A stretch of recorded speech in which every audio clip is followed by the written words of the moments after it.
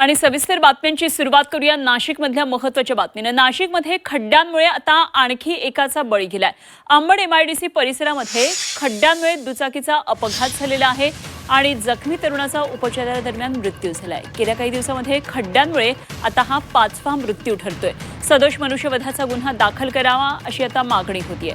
नाशिकमधल्या रस्त्यांची कशी दुरवस्था झाली आहे सातत्यानं झी24 तासनं बातम्यांमध्ये दाखवलेलं आहे। तर या खड्ड्यांमुळे आणखी एकाचा आता बळी गेलेला आहे। प्रशासन अजून अशा किती बळी जाण्याची वाट पाहणार आहे असा एक मोठा प्रश्न या निमित्तानं आता नाशिककर विचारतात। तर नाशिकमध्ये खड्ड्यांमुळे आणखी एका तरुणाचा बळी गेलेला आहे, मृत्यू झालेला आहे। खड्ड्यांचा अंदाज नाही आला आणि त्यामुळे अपघात झालाय आणि यामध्ये जखमी झालेल्या तरुणाला रुग्णालयामध्ये दाखल करण्यात आलेलं होतं, मात्र रुग्णालयामध्ये या तरुणाचा मृत्यू झाल्याचं कळतंय। अंबड MIDC परिसरामध्ये खड्ड्यांमुळे सातत्यानं अपघाताच्या अनेक घटना आतापर्यंत पुढे आलेल्या आहेत आणि पुन्हा एक असाच खड्ड्यांमुळे मृत्यू झाल्याचं समोर आलेलं आहे। तर नाशिकमधल्या खड्ड्यांचा प्रश्न आता चांगलाच ऐरणीवर आलेला आहे। काही वेळापूर्वी आमच्या प्रतिनिधींबरोबर बोललो आणि त्यावेळी त्यांनी सांगितलं की नाशिकमधल्या प्रत्येक रस्त्यांवर अक्षरशः खड्डे दिसतात। यामध्ये रस्ता शोधावा लागतोय। इतकी भयानक परिस्थिती नाशिक शहरातल्या आणि उपनगरातल्या परिसरामधल्या रस्त्यांची झालेली आहे। पण आमच्यावर जबाबदारी येऊन पडली काही नाही एवढंच आम्हाला जे दुःख झालं हे खड्डं मात्र आमचं खड्ड्यांमुळे खड्डे गेले आम्ही खड्ड्यात घुसलो तर आमचं खड्डं कोण भरून देणार आहे आज आम्हाला। आमचा पोरगा तर चालला गेला ना आज एवढ्या पोरीचं काय एवढ्या याच्यात तिला सोडून गेला ना तो। जर तसं नसतं रस्ते नीट नसते तर कशाला आमच्या पोराचं सत्यानाश झाला असता हो। पण आमच्या तर गेलं सगळं गेलं आमचं। बघा आता तुम्ही आम्ही तुमच्याजवळ काय बोलणार आहे।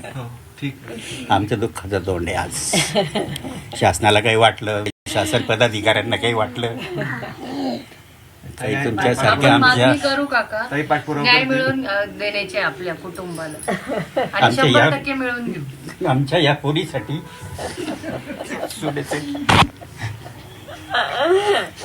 काही शासन स्तरावर तुम्हाला करता आलं तर करा नाही 100% हात जोडून विनंती।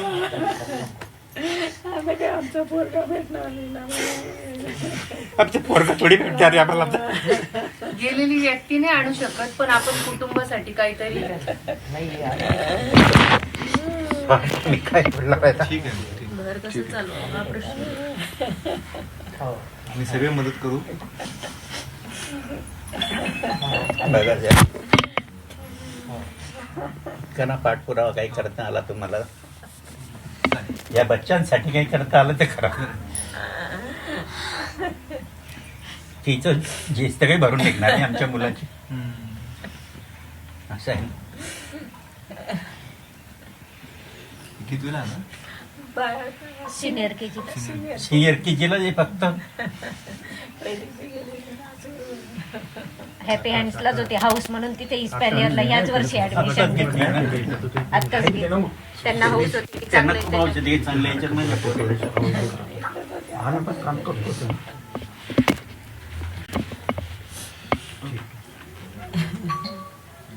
असं होण्याचे 2 दिवस अगोदरच येताना तिकडनं आईच्या घरून येत होतो आम्ही रात्री खड्डे होते तर ते म्हणे हे खड्ड्यांनी इतकं वैताग आणलाय गाडी चालवायला त्याला हे आमदार खासदारांकडे जायला पाहिजे त्यांच्याकडे बोलायला पाहिजे सगळ्यांनी असा विषय सुद्धा झाला आमच्या गाडीमध्ये 1 दिवसा अगोदरच फक्त बस त्यांना बिचारांना काही त्यांना काय माहित होतं जास्त काही उद्याला माझंच काही होईल म्हणजे कसे संकेत काही मिळतात का काय झाले माणसाला असं वाटायला काय म्हणजे ते मोठी गाडी घरी ठेवली त्यांनी मोठी गाडी घरी ठेवली इलास रस्त्यांमुळे बस स्टॉपला बसमध्ये बसवता आणि डायरेक्ट दुकानावर जातात 2 व्हीलर कुठेतरी काढून मनुष्य जाऊ शकतो ते 2 व्हीलर मोठी गाडीने टाइम लागतो प्रत्येक ठिकाणी त्या खड्ड्यांमुळे पण मग ते म्हणे की 2 व्हीलर नेच जातो पटकन जाता येतं आणि येता येतं असं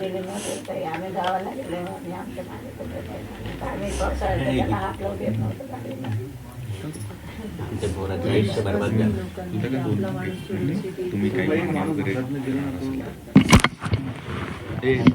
सगळीच अवस्था खूप भीती आमची मागणी फक्त एवढी आहे की ह्या मुलीचं पूर्ण भविष्य आहे. दादा, घटना अतिशय वाईट आहे. आता मृत व्यक्ती तरी येणार नाही परत, पण सरकारकडे प्रशासनाकडे काही मागणी असणार आहे का तुमची? मागणी आम्ही करणारच आहे. या मुलीचं पूर्ण भविष्य जे आहे ते कसं होणार आता? तिचा सगळा खर्च कोण उचलणार आहे? हे खड्डे कसं काय हे करणार तुम्ही इथे आला, तुम्ही बघितले रस्त्याला किती खड्डे, प्रत्येक रस्त्याला खड्डा आहे. कोणत्याही दिशेला जा तुम्ही, बघताय का तुम्ही?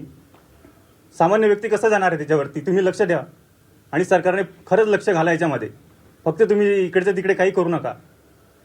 जे सामान्य जनतेसाठी आहे ना सुखी सोयी, त्या पहिले व्यवस्थित करा. लोक तुमच्याकडे काहीच मागणार नाही. तुम्ही रस्ते सगळं पाणी व्यवस्थित सगळं हे करा. तुम्हाला सगळं चांगलं मिळतं, पण आम्हाला काही मिळत नाही. तुमच्यासाठी 4 व्हीलर आहेत, आमच्यासाठी प्रत्येक ठिकाणी गाडी नसते. सामान्य व्यक्ती का प्रत्येक वेळेस 4 व्हीलरमध्ये जाणार आहे का? तो पायी नाही तर आपल्या 2 व्हीलरने नाही तर सायकलीनेच जाणार आहे. त्याच्यासोबत अशी घटना घडत असेल, त्यांचं कुटुंब उद्ध्वस्त होत असेल तर कसं होणार आहे? तुम्ही लक्ष घाला याच्यासाठी. खरंच तुम्हाला सगळ्यांना माझी विनंती आहे, तुम्ही लक्ष घाला आणि आमच्या मुलीसाठी काहीतरी करा. ताई, तुम्ही नगरपालिकेकडून काय असेल ती व्यवस्था नक्की करा. 100% तिच्या भविष्यात आणि तुम्हाला माहिती आहे की आमचा भाऊ कसा होता, त्याचं व्यक्तिमत्व कसं होतं.